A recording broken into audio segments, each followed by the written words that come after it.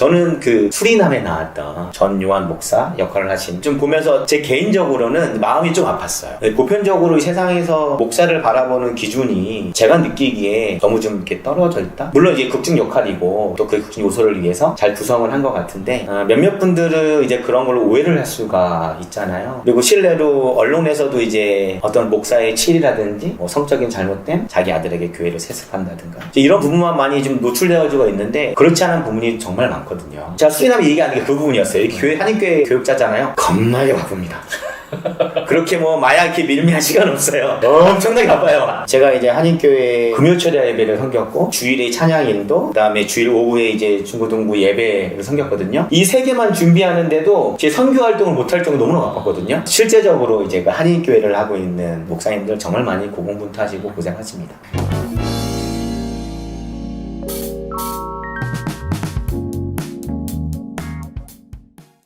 안녕하세요. 반갑습니다. 안녕하세요. 자기소개 부탁드릴게요. 태국에서 사역하고 있는 오세영 선교사라고 하고요. 제 이름이 오세홍이잖아요. 어서 오세요. 태국으로 선교하러 오세요. 오세영 선교사 웰컴 선교사입니다. 일단 태국에는 언제 가셨어요? 원래는 이제 한국에서 일을 하다가 소위 말하는 이제 뭐 하나님의 부르심에 따라 태국으로 2011년에 들어가게 됐습니다. 한국에서는 무슨 일을 하셨어요? 지금도 그 일을 하고 있긴 한데요. 병원에 가면 이제 레이저로 문신 제거하고 뭐 김이라든지 점 빼는 레이저 있잖아요. 그거 이제 교육하고 또 세일즈하고 또 마케팅 구상하고. 그 병원에다가 세일즈를 하면서 의료 관계자분들한테 교육하고. 네, 맞습니다. 예전 같은 경우는 이 레이저라는 걸 가지고 치료하는 영역이 피부과만이었는데 한 2004년부터 여러 탁과에서 이제 레이저를 쓰기 시작하는데 이분이 레이저를 배울 데가 없잖아요. 그래서 이제 저 같은 이제 레이저를 제조하는 사람한테 좀 배워서 이제 시술을 하기도 하고. 세일즈뿐만 아니라 제조도 하시는 거예요? 예, 저는 개발을 또 했습니다. 원래 전공이 어떻게 되세요? 전기과 나왔는데 제품의 이제 개발 쪽에 참여하게 돼서 이제 제가 아는 거 가지고 설명드리고 이렇게 했었죠. 지금도 하고 계시는 거고. 이게 조금 복잡한데 저도 이제 선교 사역을 한 지 7년이 넘어서 이제 안신년이라고 해서 한국에 잠깐 왔는데 쉬는 기간이죠. 쉬는 기간이죠. 대부분 이제 선교사님들은 안신년에 말씀대로 쉬거나 다른 걸 배운다거나 뭐 학위를 취득한다거나 하는데 저는 이제 자비량 선교사라서 그러니까 다시 말해서 이제 후원을 받아 선교하는 게 아니라 제가 이제 번 돈으로 선교를 하다 보니까 지금도 쉬지 못하고 돈 벌고 있습니다. 안식년에 보통 총알장전 하시고 뭐 그렇긴 한데요. 이게 장전이 좀 많이 되면 좋겠는데 제가 애가 3명이나 있어서 쉽지 않네요. 먼저 선교사가 어떻게 되신 거예요? 선교사 안에서 이제 목사 선교사와 평신도 선교사로 나눠져 있습니다. 보편적인 큰 교단을 설명을 드리면 목사 선교사 같은 경우는 이제 신대원을 나오고 또 이제 강도사가 된 다음에 거기서 이제 그 과정 가운데 선교 훈련을 받아요. 선교를 받고 이수한 다음에 2-3년 정도 파송하는 교회에서 교회 사역을 돕다가 파송되는 이제 목사 선교사가 있고요. 평신도 선교사 같은 경우는 신학을 했어도 이제 목사 안수를 받지 않으면 이제 평신도 선교사로 분류하고 있어요. 아무래도 그렇다 보니까 이제 교단이나 이제 후원 채널이 교회가 아니다 보니까 자비량으로 사역하시는 분들은 이제 평신도 선교사라고 합니다. 그래서 저 같은 경우는 신학을 마무리하지 못하고 태국에 오다 보니까 뭐 어쩔 수 없이 뭐 자비량으로 내가 번 돈으로 이제 사역을 시작하게 된 거죠. 선교사가 돼야겠다라고 생각한 계기가 있으세요? 나름 이제 하나님을 진하게 경험하고 그 경험을 하면서 제가 하나님께 약속을 했죠. 하나님, 저는 이제 다음 세대를 위해 살겠습니다. 기회가 되면 전 세계를 돌아다니면서 하나님을 전하고 싶습니다. 라고 약속의 기도를 드리고 그리고 열심히 사회생활 하다가 그러다가 이제 희한하게 환경이 제가 이제 선교지로 갈 수밖에 없는 환경을 이렇게 만들어 가더라고요. 또 결정적이었던 건 제가 3가지 나라 중에 고민했거든요. 캐나다, 싱가포르, 태국. 그런데 저를 좀 이렇게 잘 봐주신 타회사 사장님께서 너가 이제 태국의 주재원을 하면서 동남아 지역에 우리 회사 장비를 세팅해다오 한 거예요. 이거 정탐이라고 그러거든요. 대부분 선교사님들이 이제 목사 선교사님들이 파송을 받고 태국에 들어오면 한 2-3년 정도 그냥 거주만 하면서 그 땅 언어를 이해하고 문화를 이해하는 일에 집중을 하거든요. 그럴 때도 선교 후원은 들어오는데 저는 이제 그런 후원 채널이 없다 보니까 제가 돈을 벌어야 그 땅에 살 수 있는 환경이었거든요. 그래서 주재원이라는 얘기가 나왔을 때 이게 하나님의 콜링이 분명하구나 해서 태국으로 가게 됐죠. 근데 그 회사는 지금 안 다니고 계신 거고? 네, 그렇죠. 네, 그 회사를 건졌죠. 맞습니다. 태국은 보통 종교를 뭘 많이 믿나요? 불교가 90% 정도 되고요. 기독교는 뭐 수치마다 차이가 나는데 1%가 좀 안 되고 있습니다. 어쨌든 우리나라에서 이 사람의 신분은 선교사다라고 인정을 받은 상태로 가신 거죠? 그렇진 않아요. 이 선교사라고 신분의 인정은요, 어찌 보면은 선교단체나 총회라든지 그런 데서 인정을 해주고 있거든요. 근데 저는 인정으로 갖지 않았기 때문에 거기서 선교사라고 불리진 않았고요. 약간 스파이 같은 거죠.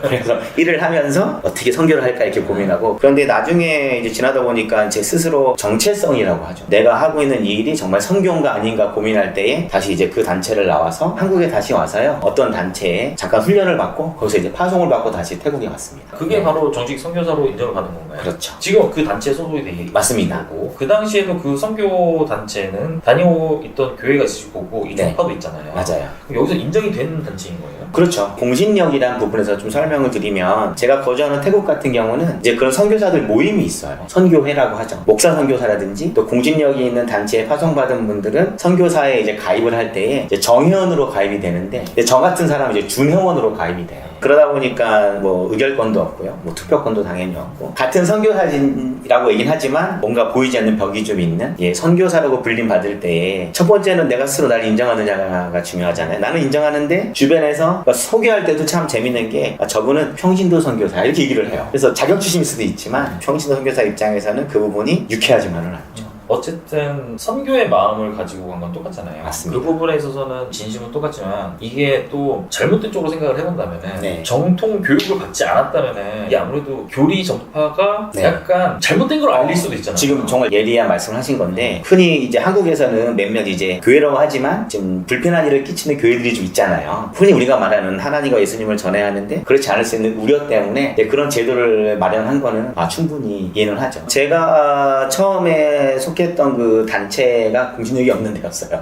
그래서 그때 선교사에 가입을 하는데 저를 딱 앉혀놓고 이제 임원들이 이제 회의를 하는 거예요. 오세용이는 정의원이냐 준회원이냐. 결과적으로 이제 저와 같은 선교단체에 있던 분이 한 1년 전에 정의원이 되셨던 거예요. 그분의 설레 때문에 저도 정의원이 됐죠.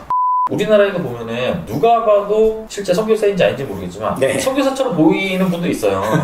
외국에서 오신 분들 중에 맞습니다. 정장 입고 이제 한 손에 뭐 가방이나 성경책 같은 거 들고 다니면서 이제 하시는 그런 분들 있잖아요. 그분은 이제 저희랑 좀 다른 정파고요. 네. 사실은 그분들도 한국에 이제 포교하러 오신 거죠. 그러면은 마찬가지로 오세훈님도 태국을 왔을 때 뭔가 이렇게 보이는 면이 남들과는 좀 달랐나요? 다른 한국인들과? 그렇진 않은 것 같아요. 이 선교의 트렌드가 좀 많이 바뀌고 있거든요. 예전에는 이제 선교사라고 하면은 교회를 개척을 해서 그 교회 주변으로 포교 활동을 하겠죠. 그래서 모여준 사람들에게 성경을 가르치고 이제 하나님을 알려주고 예수님을 가리키는 그런 것이 이제 저희가 흔히 말하는 정통 선교라고 해요. 근데 지금은 그들과 함께 이제 생활하면서 그들과 친구가 되어지는 것을 우선순위 삼고 어느 순간 이제 제가 이제 삶의 모습을 통해서 조금은 거룩함을 보여주는 거죠. 나는 그래도 거짓말하지 않아. 난 뒤통수 치지 않아. 뭐 이런 것들을 은연중에 또 성경을 보면 또 그렇게 살지 말라고 가르치니까 그런 가운데서 이 사람들에게 너가 믿는 종교가 궁금하다. 어떻게 너는 남들과는 좀 다르게 살 수 있니? 이제 그럴 때 이제 전도를 하고 나의 종교를 소개하고 제가 처음에 사역했던 데가 두 곳이거든요. 지금도 하고 있는 곳인데 가난한 사람이 사는 동네 그리고 태국 같은 경우는 난민들이 살아요. 이렇게 가둬놓는다고 표현할까요? 일정 제한을 둬요. 정부에서 크게 지원하는 게 없어요. 근데 그렇게 이제 어려운 사람들 저는 찾아다녔어요. 제가 사역했던 데는 흔히 말하는 우리나라에서 말하면 불법 거주 노동자들 태국 같은 경우도 식당이나 건설 현장에는 태국 사람들이 하지 않습니다. 미얀마나 뭐 라오스, 캄보디아 사람들 아니면 태국 소수민족들이 일을 하고 있는데 이 친구들은 태국 아이디가 없잖아요. 그래서 제가 지금 사역했던 마을 여기 입구가 있는데 그 입구를 나가지 못합니다. 이 친구들이 그 밖을 나가는 순간 잡아가서 이제 남자아이들은 뭐 흔히 말하는 앵벌을 시킨다든가 여자아이들은 좀 이런 데 팔기도 하고 그래서 부모를 따라서 같이 왔던 그 아이들은 그 공간에 그냥 어찌 보면 갇혀 있는 거예요. 그래서 제가 이제 이들에게 교육 혜택을 주고 싶다. 그래서 처음에 이제 파라솔 3개를 피고 학교를 시작했죠. 그래서 나중에는 그 학교가 이제 파라솔 3개에서 이제 천막으로 바뀌고 이 천막이 그냥 약간 가건물로 바뀌고 학교의 형태를 띠게 됐죠. 제가 10개월 동안 인사만 했어요. 사티카 인사만 하면서 이 마을 지도자들이 마을 입구에 가게들을 하거든요. 여기서는 야구르트 사고 여기서는 계란 사고 여기는 빵 사가지고 지나다니면서 이제 아이들 나눠주는 거예요. 그래서 마을 사람들이 저한테 야쿠르트 아저씨라고 했거든요. 그런데 어느 순간 저도 이제 마음에 부담이 생기잖아요. 내가 야쿠르트 나눠주러 여기 온 거 아닌데. 그래서 이제 좀 주저했었죠. 내 포교 활동이 시작하는 순간 지금은 이 친구 날 친구로 여겨주지만 친구가 되지 않고 떠나지 않을까? 이런 우려가 좀 있었는데 나중에 알고 보니까 이 친구들이 저희를 알고 있더라고요. 너 교회에서 왔잖아. 그때 제가 깜짝 놀랐거든요. 이 친구들이 다 보고 있구나. 그래서 제가 그때부터 이제 복음 전하기 시작했죠. 그다음에 난민 같은 경우는 거주만 하고 이제 생활할 수 없으니까 또 이분들이 생활할 수 있게 기초적인 이제 후원이라든지 아니면 음식을 사서 갖다 준다든가 그리고 그 난민들이 공부할 수 있는 이제 환경을 만들었죠. 그래서 제가 속한 선교단체는 아까 다음 세대를 세운다고 그랬잖아요. 청소년, 청년, 어린아이에 중심되어져 있거든요. 저도 그 선교단체에 있다 보니까 아무래도 그들에게 가장 필요한 게 뭘까? 지금 현재는 학교구나. 그래서 학교를 세우기 시작했죠. 그것마다. 결국은 이제 기독교로 전파를 해야 되는데 네. 전파를 하면서 어디 교회에 가라고는 하진 않는 거예요? 근처에 있는 교회를 소개하기도 해요. 저는 그래서 태국 현지에 있는 교회와 같이 사역을 하고 있거든요. 그리고 또 한 가지 방법은 아무래도 제가 이제 학교를 세웠다고 그랬잖아요. 이 장소에 예배를 드리면 바로 그곳이 이제 교회가 되는 거예요. 미션 스쿨이죠. 야, 맞습니다. 예, 그래서 뭐 어쩔 수 없이 뭐 기도하고 시작해야 됩니다. 네. 끝날 때 기도해야 되고요. 그런데 이제 좋았던 거는 만약에 제가 먼저 그 위에 교회를 세웠다면 그들의 마음을 열긴 쉽지 않았을 것 같아요. 그런데 내가 먼저 그들의 필요를 확인하고 그들과 친구 되어짐에 집중하다 보니까 아무래도 좀 포기 활동하는데 좀 어려움이 없었던 것 같아요. 이 태국에서 선교활동을 하시는 동안에 가족분들은 한국에 있었나요? 아니요. 처음에 제가 정탐할 때만 이제 한국에 있었고요. 1년 6개월 가족이 다 같이 태국으로 들어갔죠. 어차피 내가 태국으로 돈을 벌러 가는 게 아니잖아요. 맞습니다. 어떻게 보면 돈 쓰러 가는 거잖아요. 까먹으러 간다고 표현하기 맞습니다. 네. 그러면은 차라리 그냥 나만 가고 가족들은 그냥 한국에 있는 게 더 낫지 않나요? 일반 주재원이나 내가 만약 기러기 아프처럼 돈을 벌러 간다거나 그러면 사실 그게 더 이해가 되지만 같이 함께 공동체, 그러니까 우리 교회 안에서는 이 가정을 하나의 작은 교회라고 또 이야기를 하거든요. 그래서 우리 가정이 한 곳에서 하나 되어지는 것도 사실 중요한 것 중에 하나예요. 그래서 이 부분은 제가 고집을 좀 피웠죠. 실제로 일을 하시면서 선교활동을 병행하고 계신 거잖아요. 맞아요. 그러면은 선교활동이 내 미션이다라고 생각하고 있는 본인은 감내 가능하지만 네. 가족분들은 또 이게 힘들 수도 있잖아요. 너무 예리한데요. 왜 이렇게 고생을 사정하고 있을까? 이게 미안함이 크죠. 저희 아이들 제일 큰 딸이 10살, 둘째가 9살, 이제 막내는 이제 1살 때 태국에 들어왔는데 아무것도 못 알아듣는 애들을 학교에 던져놓고 뭐 잘 버텨봐. 이게 좀 아이들한테 미안하죠. 거기서 뭐 국제학교를 간 거예요? 아니면 현지학교를 간 거예요? 태국은 현지 학교에서 윤리 시간에 불교를 가르쳐요. 불교가 국교인가요? 맞습니다. 그래서 크리스찬 미션 국제학교를 많이 보내는 편이에요. 그런데 이제 학비가 만만치가 않잖아요. 우리 아들 같은 경우는 학교를 2번 쉬었어요. 돈이 없어서. 그러니까 이런 거 있잖아요. 한국에서 되게 좋은 차도 끌고 다니고 좋은 아파트 살던 우리 아빠가 갑자기 어느 순간 태국을 가야 돼. 따라갔는데 막상 가보니까 한 방에서 다 같이 잠을 자는데 아빠는 다리 밖에 나가 있고 막 이런 환경에서 사니까 애들 입장에서는 이해가 되지 않았겠죠. 그런데 이 부분은 제가 하나님한테 감사한 것 같아요. 만약에 우리 아이들이 그 상황 가운데서 불편한 것을 더욱더 이야기를 하고 또 나에게 아픔을 주었다면 제가 선교 활동을 지속하지 못했을 수도 있을 것 같아요. 그런데 우리 아이들이 그 가운데서도 부모를 이해하고 하나님이 우리를 보호해주고 돌보아주신다는 믿어 의심치 않았기 때문에 이 아이들도 그 부분에서 감내했던 것 같아요. 근데 미안은 커요. 애가 학교를 관두게 됐을 때 그냥 통보했거든요. 아빠 돈 없어. 이제 학교 못 가. 근데 이제 우리 큰딸은 그냥 이렇게 툭툭툭 울고만 있고 그리고 우리 둘째 아들은 괜찮아요. 저는 안 가도 돼요. 우리 막내는 우니까 다 같이 울고 근데 우리 아내가 3일 동안 울었거든요. 그런데 이제 그 모든 것이 그때 당시에는 이해할 수 없고 힘든 일이었지만 지나고 보면 이제 그런 과정 이후에 우리 가족이 더욱더 하나 되어진 것 같아요. 그래서 제가 하는 이야기가 있어요. 뭔가 우리가 믿는 신에게 이렇게 되길 원하면 기도를 하잖아요. 그런데 어느 순간 내가 하나님께 기도를 하고 그게 이루어졌지만 마음은 기쁘지만 뭔가 불편한 마음이 있을 때가 있어요. 우리가 그때 당시에는 문제에 집중하고 그 문제 해결을 위해서 노력하겠지만 나중에 이 모든 것들은 이류에 그게 내가 원하는 대로 되지 않아도 돌이켜보면 그것이 내가 믿는 하나님 보시기에 최선이었다면 그게 가장 올바른 길이었구나라고 깨달아지고 그때 이제 내내 평안이 오더라고요. 이게 결국 내가 원하는 대로 간 게 아니라 결국 맞는 길로 갔다는 생각이 드는 거예요. 맞습니다. 저는 그래서 이제 이런 훈련을 아이들에게 시켜요. 잠깐 한 발 떨어져 가서 이게 정말 우리가 믿는 하나님이 원하시는 것일까? 라고 한 번 더 고민해보는 게 좋겠다. 만약에 이 하나님이 원하는 것이 아니라면 그게 우리의 뜻대로 되지 않아도 감사할 수 있는 거죠. 그럼 이제 성인이 되는 첫째 같은 경우는 네. 지난 그 태국에서의 삶에 대해서 그래도 어떻게 평가를 드립니까? 이 아이가 그때 그 경험이 안 좋은 추억만이 아니라 그래도 뭐 영어도 하게 되고 또 많은 국제적인 친구들을 만나면서 많은 경험들을 했다는 것도 본인 입장에서 큰 경험이니 아주 긍정적인 면을 더 우리가 생각을 하자. 또 우리 아이들이 착합니다. 또 이게 선교사가 되게 말빨이 좀 되잖아요.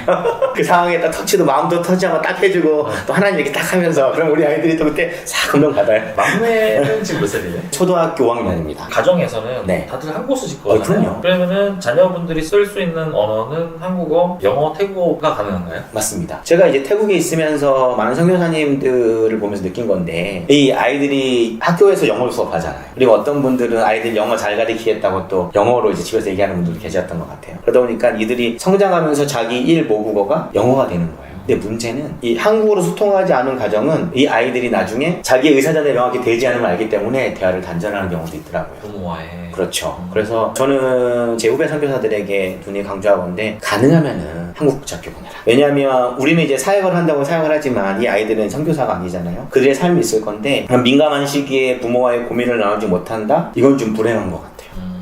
좀 전에도 이 수인남 얘기가 나왔으니까 네. 드린 말씀인데 그러니까 선교 자체가 목적이신 분도 있지만 네. 그 수리남에서처럼 이 선교는 내가 보여지기 위한 모습인 거고 네네. 이걸 통해서 내가 보여지는 모습을 만들어 놓고 내가 다른 어떤 계획을 도모하는 사람도 분명히 있을 수 있잖아요.